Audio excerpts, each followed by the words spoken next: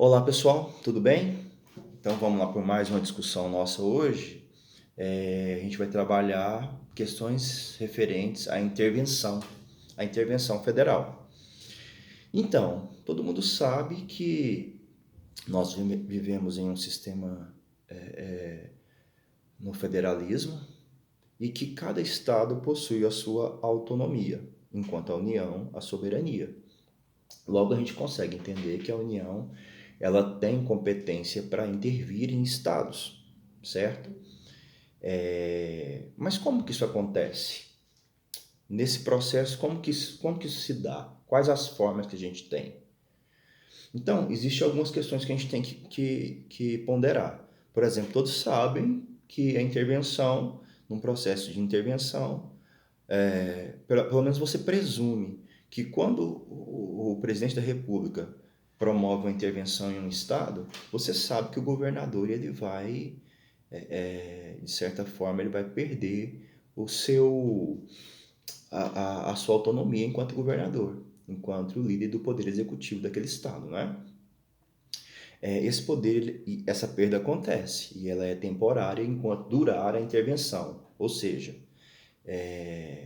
aquela autonomia que o estado tem é perdida, né? E a União, então, assume todas essas responsabilidades daquele Estado, até averiguar e verificar, resolver determinados problemas, porque existem algumas situações que o artigo 34 da Constituição, ele nos pontua e demonstra quais são as situações de intervenção, certo?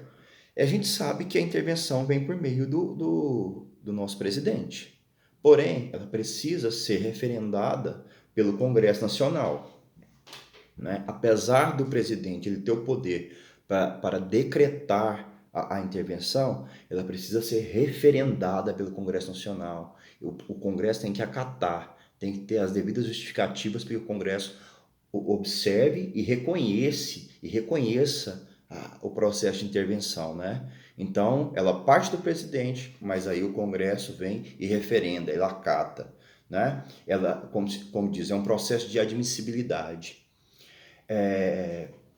No nosso artigo 34, então, vou mostrar para vocês algumas questões que são bem interessantes relacionadas às formas de intervenção que nós temos. Nós temos duas formas. A União ela pode percorrer dois caminhos para a intervenção.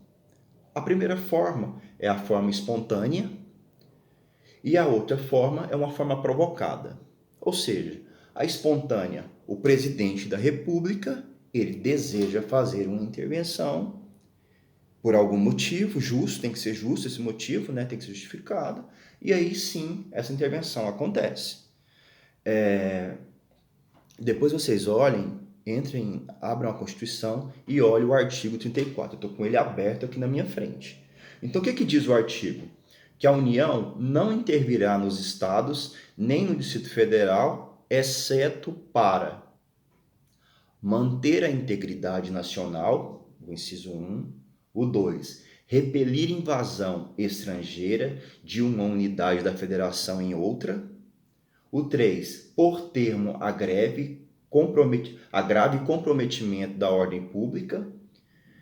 E o quinto, então até agora nós temos 1, 2, 3 e o quinto, que caracteriza a intervenção espontânea, tá?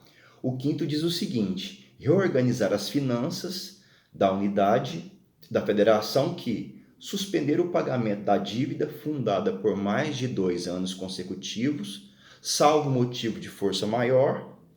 E a linha B, deixar de entregar aos municípios receitas tributárias fixadas nessa Constituição dentro dos prazos estabelecidos em lei.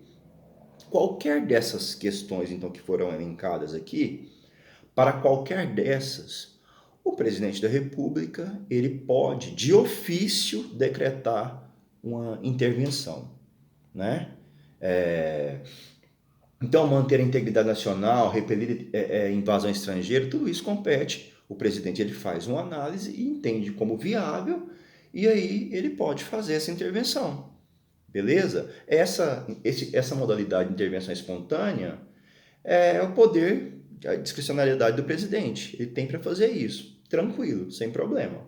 Agora, nós temos a intervenção provocada, que essa é um pouco mais complexa, tá? A intervenção provocada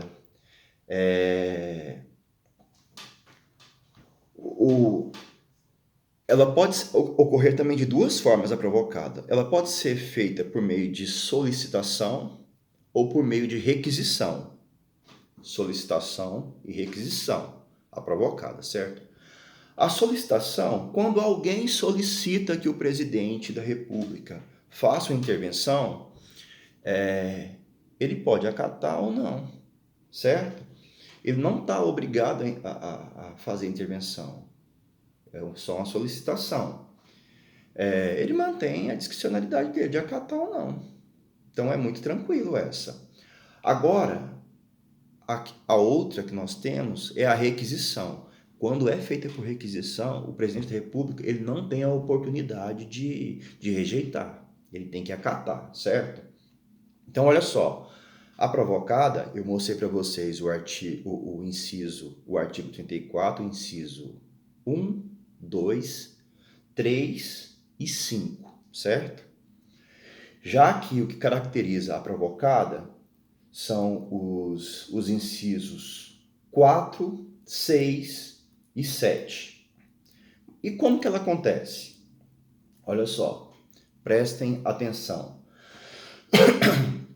Vamos lá, o artigo 34. A União não intervirá nos estados nem no Distrito Federal, exceto para o inciso 4, diz garantir o livre exercício de qualquer dos poderes nas unidades da federação.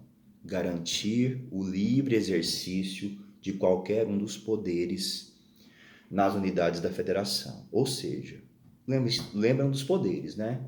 Executivo, legislativo, judiciário.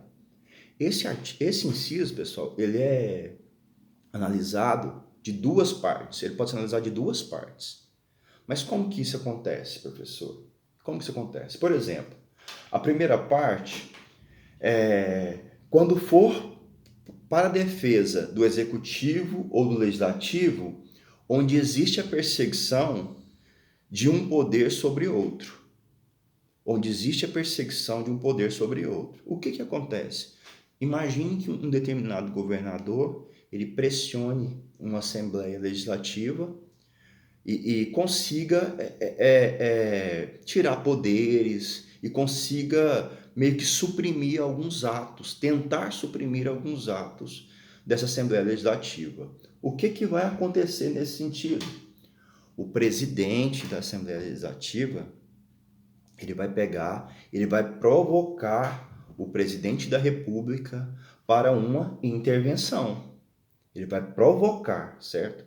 Essa é a primeira parte. Imagina também se o poder legislativo, ele cria coisas, ele cria condições para que não estão de acordo com a Constituição contra o executivo.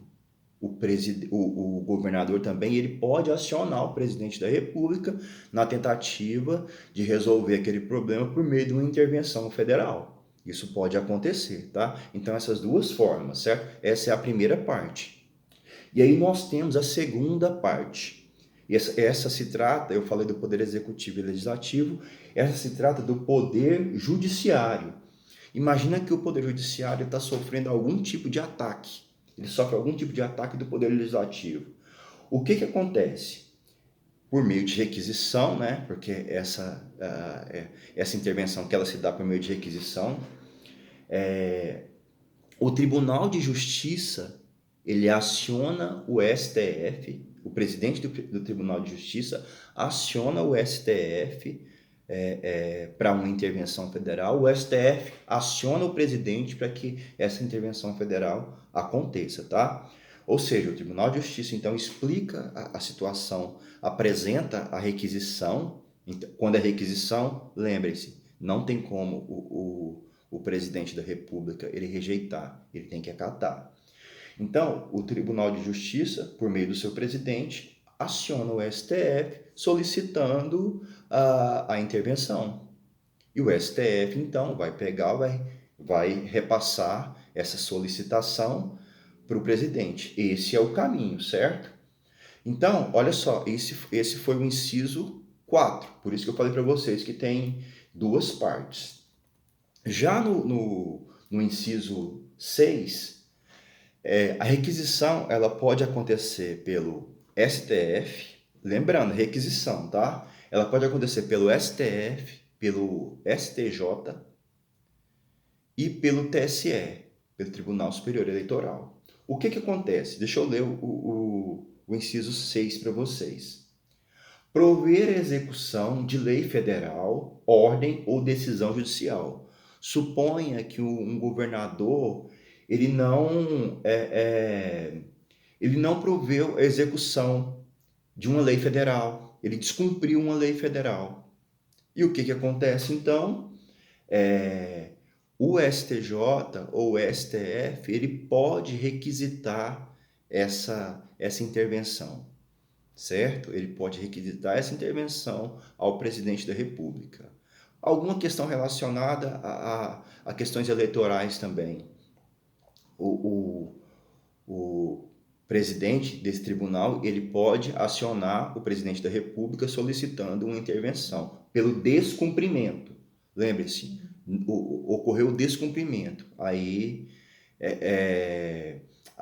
pode ser que aconteça essa intervenção, essa requisição, certo?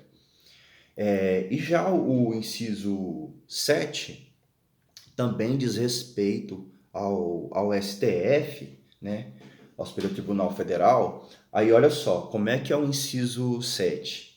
Assegurar a observância dos seguintes princípios constitucionais, né? Ele fala o seguinte: forma republicana, sistema representativo e regime democrático, direitos da pessoa humana, autonomia municipal, prestação de contas da administração pública, direta e indireta, aplicação do mínimo exigido da receita resultante de impostos estaduais, compreendidas a proveniente de transferências na manutenção e desenvolvimento do ensino e nas ações e serviços públicos de saúde.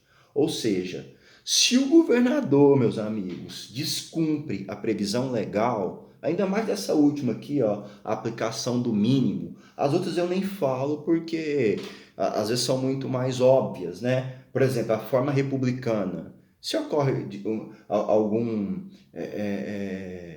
se ocorre alguma ilegalidade nesse sentido, alguém promove algo, um governador promove alguma coisa contra o regime democrático, por exemplo, pode ser requisitado pelo STF e o presidente da República pode, né? Porque quando é requisição, lembrem-se, novamente, o presidente não pode recusar, ele tem que acatar.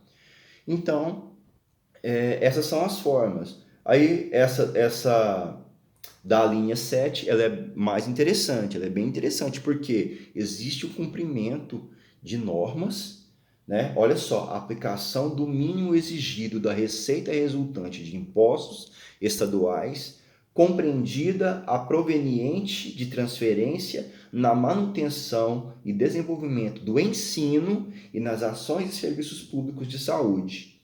Entenderam? Governador descumpriu? Solicita-se não, requisita-se a intervenção por meio do STF, tá bom? Então, pessoal, foram as abordagens referentes à intervenção, tá bom? Referente à intervenção no âmbito federal, tá? Até a próxima, meus caros.